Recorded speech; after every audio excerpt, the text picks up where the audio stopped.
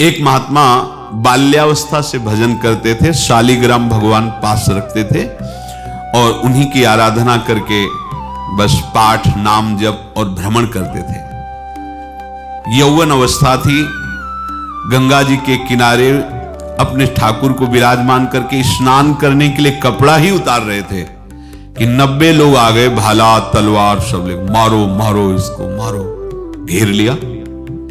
तो उन्होंने हाथ जोड़कर कहा हमने क्या अपराध किया, कोई सुन ही नहीं रहा। तो उन्होंने कहा मार तो डालोगे ही आप 90 लोग, हम कोई अस्त्र शस्त्र तो लिए नहीं, एक बार हमें गंगा में डुबकी लगा देने दो और अपने ठाकुर को स्नान करा देने दो, फिर इसके बाद आप मार देना।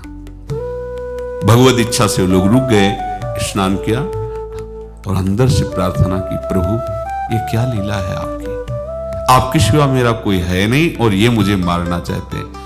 तो भगवान ने जानते हो क्या कहा उनके अंतर में, तुम मेरे में ध्यानस्थ हो करके शरीर को छोड़ो, ये लोग मारेंगे, ये मेरे भजन का फल है कि तुम्हें 90 जन्म नहीं लेना पड़ेगा, एक ही जन्म में 90 मिलके, तुमने 90 हिंसा की थी पूर्व में, तो तुम्हें 90 बार जन्म लेना होता और एक एक करके मारते। ये मेरे भजन का प्रताप है कि एक बार में ही 90 का हिसाब हो जाएगा। तुम आंख मूंदो, मेरे ध्यान में मगन रहो, मेरे प्रताप से तुम्हें कोई चोट नहीं होगी और स्वाभाविक मूर्छावस्था में प्राण तुम्हारे छूट जाए। ऐसा ही हुआ, ऐसा हुआ। तो ये बात समझ लो कि ये जो कर्मानुबंध है, ऋणानुबंध है।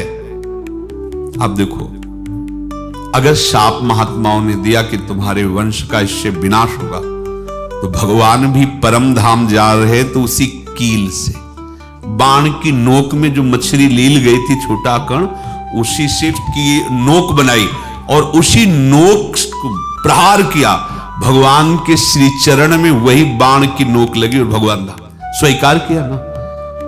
भगवान का बड़ा लीला विचित्र है।